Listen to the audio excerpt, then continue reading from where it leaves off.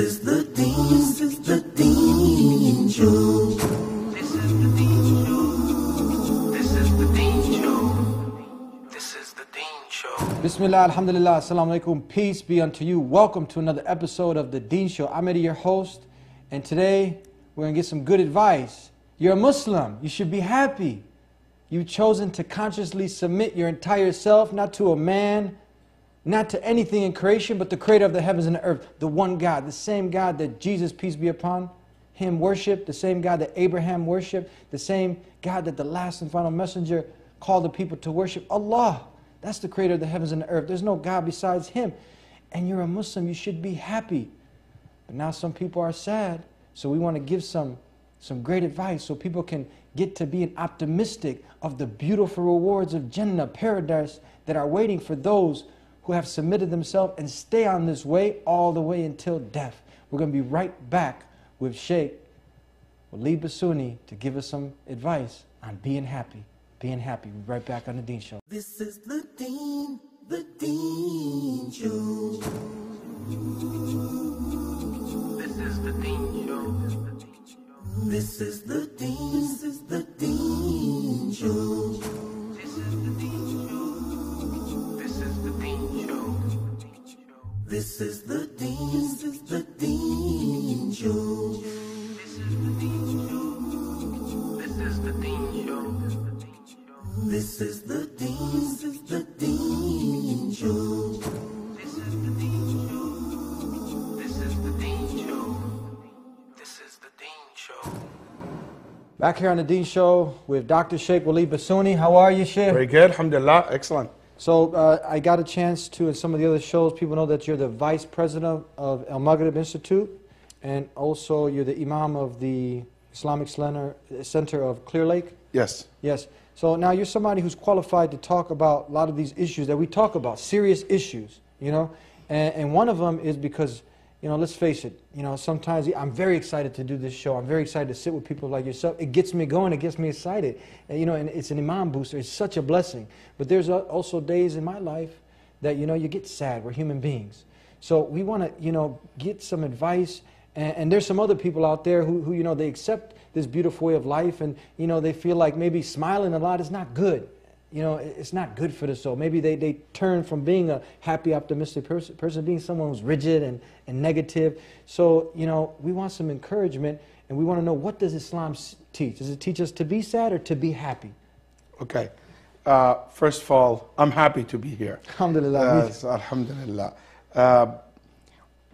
And I ask Allah subhanahu wa ta'ala to give you success in your show, and to always make you and your family and your viewer happy all the time. Ameen. Let me start by saying this. This religion came to establish certain goal. We call them ultimate goal of Shariah, of the Shariah law. One of this ultimate goal of the Shariah I want to establish on earth is to make people happy. So that's one of the purpose of revealing this book, of sending the messengers of Allah subhanahu wa ta'ala, and basically all this teaching.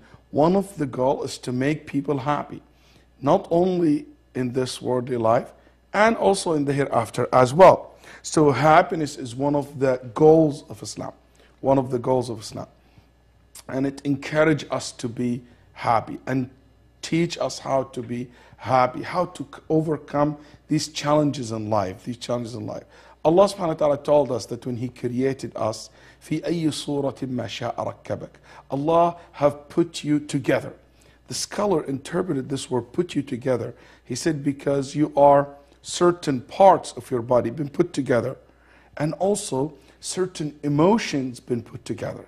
Sometimes you're high, sometimes you're low, sometimes you are happy, sometimes you make it sad, sometimes nervous, sometimes calm, and all these been put together. So all this psychological issues that we go through, and physical issues that we also notice in our body, the changes, all been put together, and to make that sophisticated creation, which is human being. So Allah knows us more than anybody else. He's the one who created us, who has put us together, made us, and also He told us that this life will contain a lot of different situations, different challenges that meet us. And he told us how to deal with it. But the point is that if you follow what he teach, if you follow the guidelines that he gave you, he guarantee you happiness. Guarantee. For this worldly life and the hereafter. So not just the hereafter, but this life This also. life. Allah subhanahu wa ta'ala said, those who believe in me and will offer good deeds, فَلَنُحْيَنَّهُ حَيَاةً طَيِّبًا. And he said like this, any male or female, usually he said anyone, but he emphasized on all of humanities, regardless of their gender, male or female, that they will believe, they have faith on me, and they will offer good deeds. فَلَنُحْيَنَّهُ حَيَاةً طَيِّبًا. So he said, I will let them live good life, happy life in this worldly life. Then I will reward them in the hereafter with the greatest reward, which is paradise. So this verse telling us there's two rewards. One in this worldly life by living a very good, happy life. And also in the hereafter by entering paradise. So the reward of the good deeds of your submission to your Lord, we'll find it here, the tranquility, the serenity, the happiness, the trust that you have in your heart. It will not bring anything less than happiness to your life.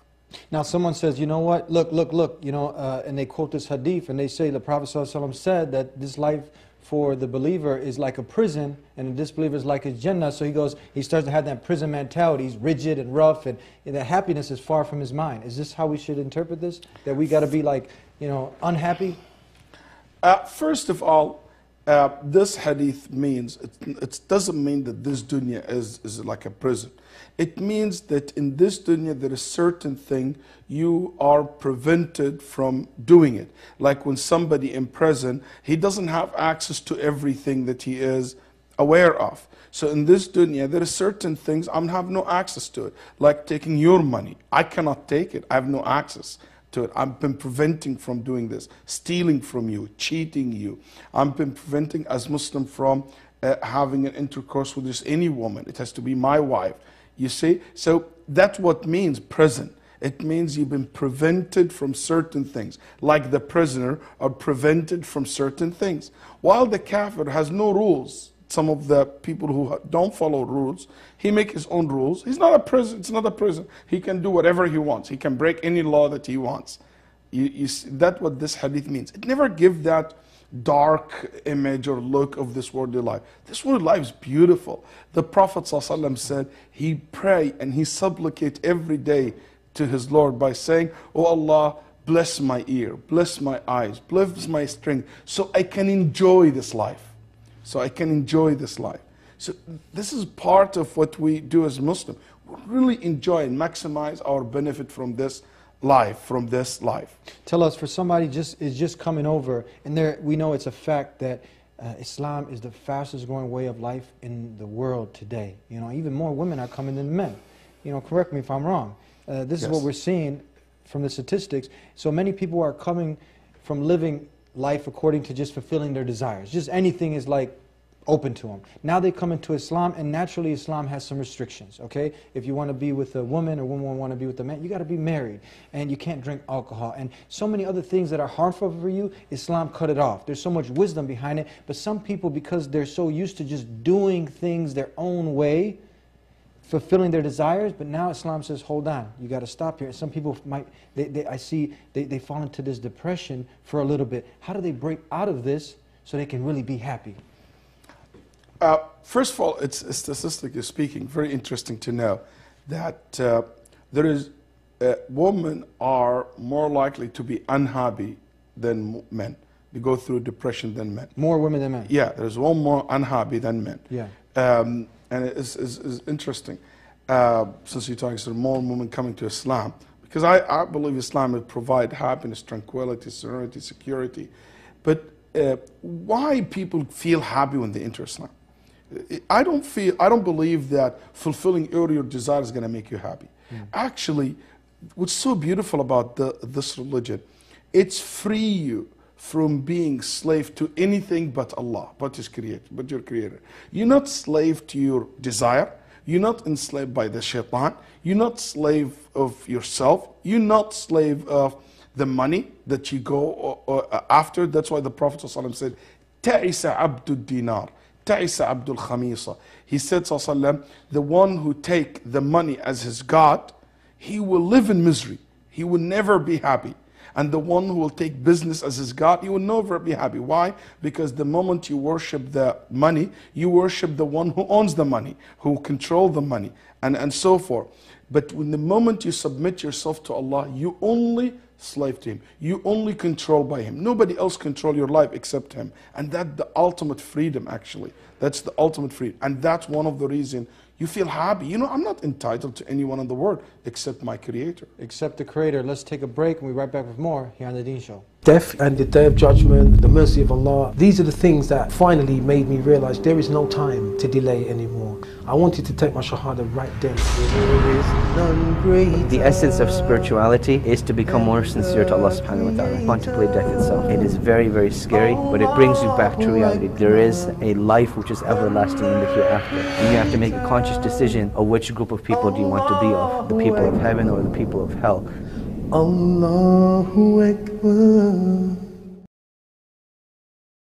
Back here on The Deen Show, and we're talking about being happy, how we can get from being depressed and sad to something Islam encourages one to be happy. So these are, would you say people confuse the two with fun, somewhat you might perceive as fun, you know, going drinking and clubbing and all these things, which actually at the end have some really negative side effects, and that leads to depression, where Islam prohibits these things because this is for the betterment of society, and not confusing the two, where true happiness comes from what you said, being a slave not to these things, but slave to the one who created everything?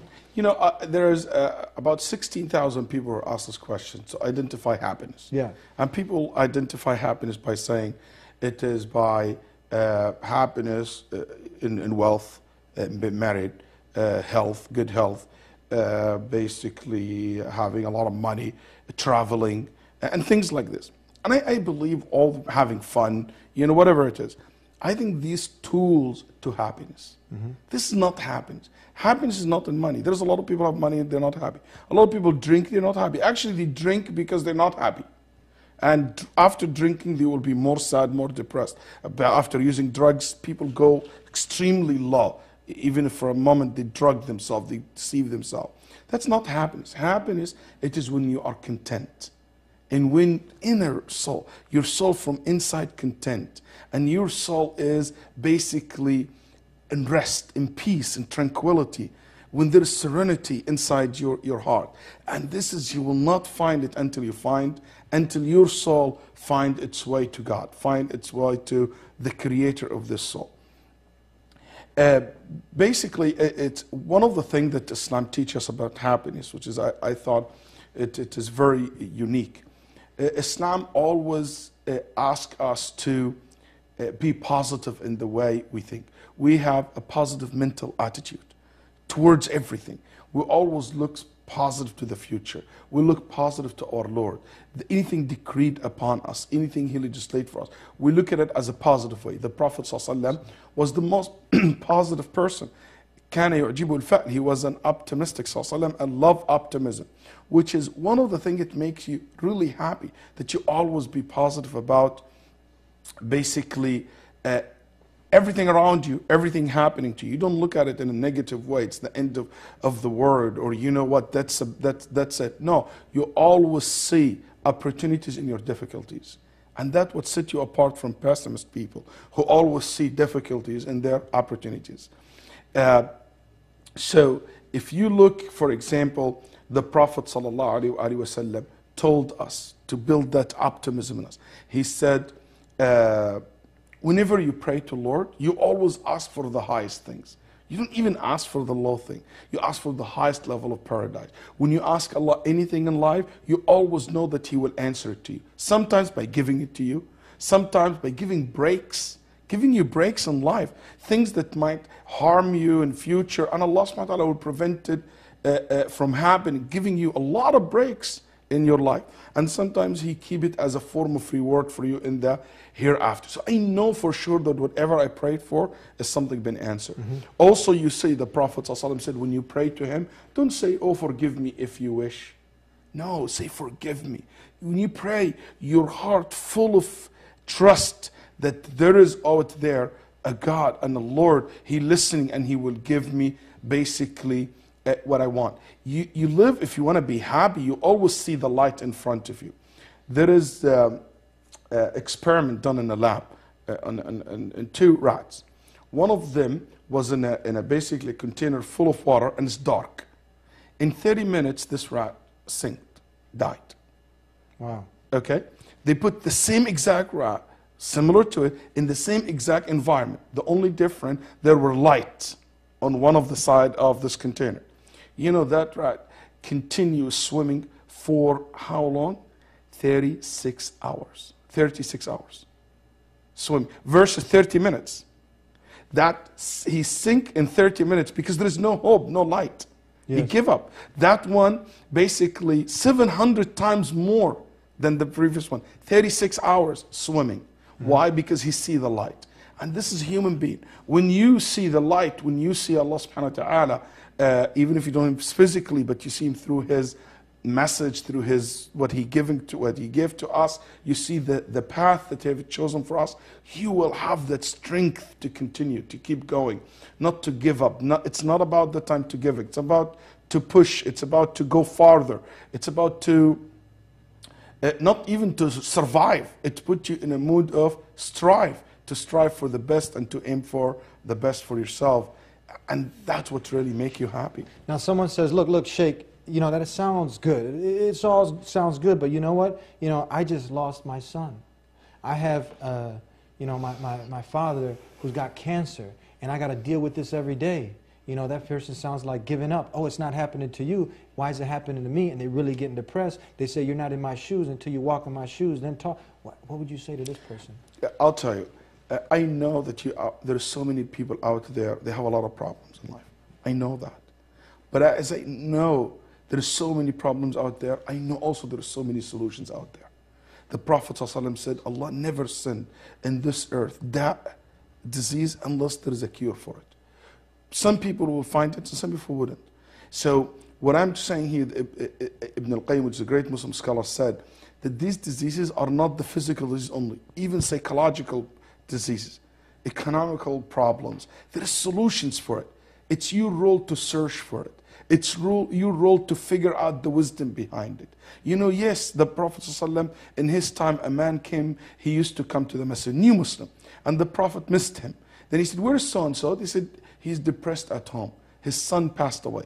He was in status of depression. He is home. He didn't come to the masjid anymore. The Prophet went and visited him. And the hadith is Sunan Nasa'i, it's authentic hadith. The Prophet told this man, if you wish, I'll pray to my Lord, and Allah will resurrect this son to you right now, and you enjoy his company until you die. Or you will be patient, and this son will be waiting for you in the day of judgment, will take your hand to enter from any gate of the paradise, of the 8 gates of paradise that you wish. From any gates you can enter, he will lead you into it.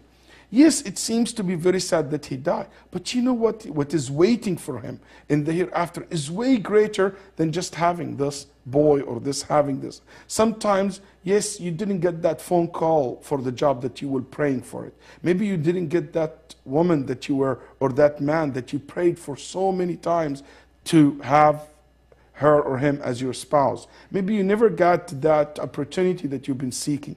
But you know what? Allah subhanahu wa ta'ala did not give it to you for any reason but because He knows that's not the best for you.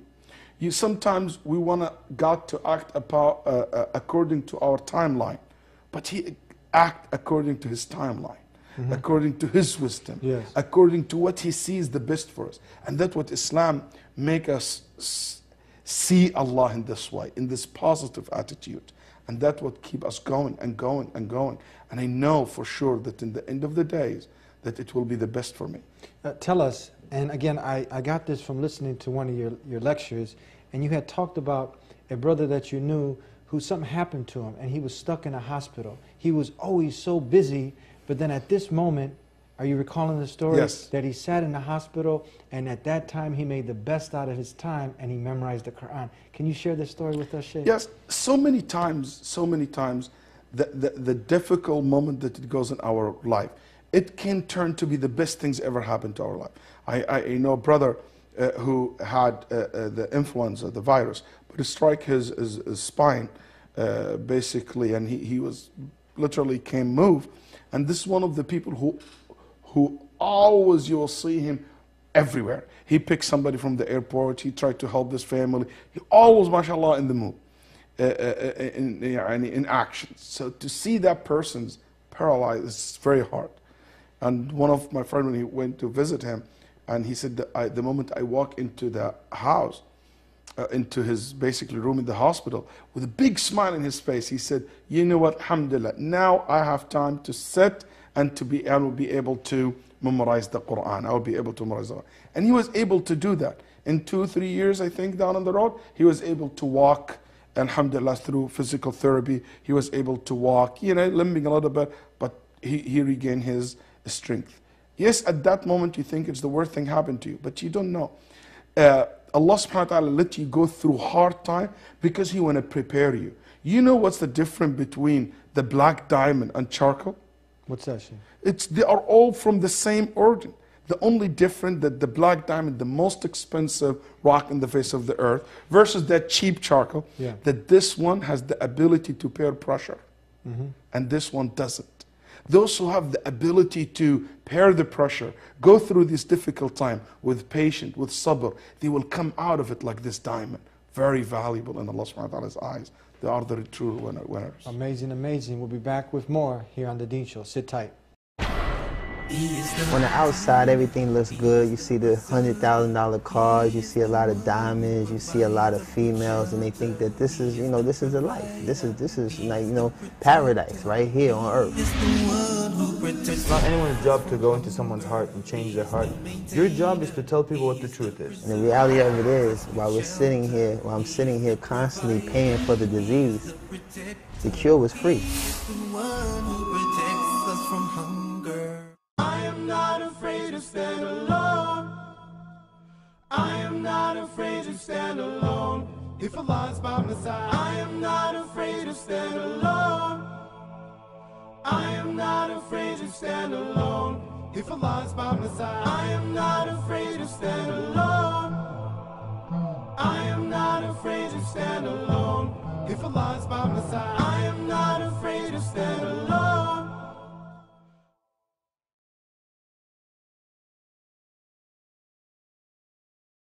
Back here on The Deen Show with Dr. Sheikh Waleed Basyouni, and no matter what happens, you don't ever want to give up? Absolutely. Whenever you feel it's the time to throw the towel, you know that's the time to keep in the ring. And the time to keep going and to push farther. This is the time you stay. This is the time you dig your heel in, not the time to quit. So what can a person do when you feel like it's just getting overbearing, overwhelming, and you feel like a test is put on you that, like Allah subhanahu wa ta'ala, the God Almighty, the Creator is saying, like, you feel like that verse where He says, they were tested so hard, they felt like, when is the help of Allah going to come? When you're feeling like that, what do? The moment you see that, the moment you remember that Allah subhanahu wa ta'ala is watching me, seeing me, hearing me, and Allah planning for me the best, and I start acting upon what I know is the right thing. We have to learn how to move on in our life. Don't ever stuck in a situation or in a time of difficulty and you think that's the end of it.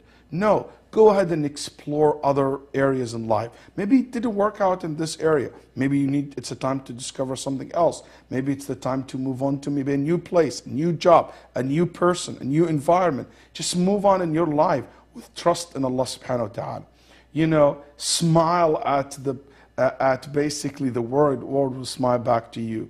But instead of talking about, it's not talking about your problem all the time. Talk at your problem. Try to solve it. Find new solutions. Maybe Allah wants to direct you to find a new solutions to the problem that you are going through or the difficulty that you have right now. So you mentioned smiling. So this is something where some people, they feel like, okay, I'm religious and I got to be rigid and no smile. You're saying smile. Yes, the Prophet ﷺ, several of his companions, they said, every time we meet the Prophet ﷺ and we see him, he's smiling. Has big, beautiful smile in his face. This is the Prophet ﷺ, how he always looked like. He used to smile more than anybody else. He used to joke with his companions and smile. Very happy person, very friendly person, sallallahu alaihi wasallam. Unfortunately, as he said, some people, for some reason, they're not very smiley faces. I always tell the people, some people maybe feel they lost their smile. I have a good news for you. Your smile didn't go anywhere. It's right under your nose. It's right under your nose. Just smile and see how will change you. The Prophet ﷺ said, smile is a form of charity, a form of charity. You get ajr every time you smile to someone. It doesn't matter what that person's ethnicity is, he's related to me or not, his religion is. Just smiling is a beautiful thing, and it's not gonna make other people's happy, only it's gonna make you also happy. A couple more points. Just tell us this, I feel is very important, Sheikh. You know, dwelling too much into the past. I should have did this, I could have did that, or worrying so much about the future. You know, oh, if this happens to me, if I don't do, you know, just dwelling too much in the past, going too much and worrying yourself out about the future. Does this contribute to you being miserable? Should you avoid these things? How should you balance this out? Absolutely. Let me tell you, worrying a lot or so much about the future, it will never empty the future from its worry or its sorrow. It will only empty your today from its strength. That's only what's going to happen to you. You know what, as a Muslim, our main focus on now, what I can do today. It's not about the past. If I did something in the past, I learned from it. And the future, it's in the hand of Allah. You know what, it is now, today, what I can do now to make myself happy. What I can do to make the people around me happy. What can I do to make the environment and the people and the community that I'm living in better place for me and for them and for our children. It is about now what you should do. As for worrying about the future, you know what? You don't know how long you're going to live. You just enjoy your life today by asking Allah subhanahu wa ta'ala to bless you and to help you to worship Him, to be closer to Him, and to basically fulfill your day with what will make you happy and your family as well. And that seems like busy doing good, because idle time, it seems like if you're getting bored, you're going to find it's going to leave room for shaitan to get into your head. So these things that you mentioned is keeping yourself doing good things, keeping yourself doing contributing to society. You know, Allah subhanahu wa ta'ala give us a lot of gifts. Yeah. And these talents that we have, it's Allah's gifts to us. But what we do with it, it's our gifts back to Allah. Yeah. So it is really about how you're going to use all these gifts that Allah giving it to you. And that's why you have to keep yourself busy doing and using these things that Allah have given you in the right way. Thank you once again for being with us. May God Almighty Allah reward you. Thank you. Thank you. And some more great advice. The opposite of sad is to be happy. And you gave you some great advice on how to be happy, because this is what Islam encourages us. Don't be sad, be happy. And continue to come back here to the Deen Show each and every week. We got a new show for you. And we'll see you next time, inshallah, God willing. Until then, peace be unto you.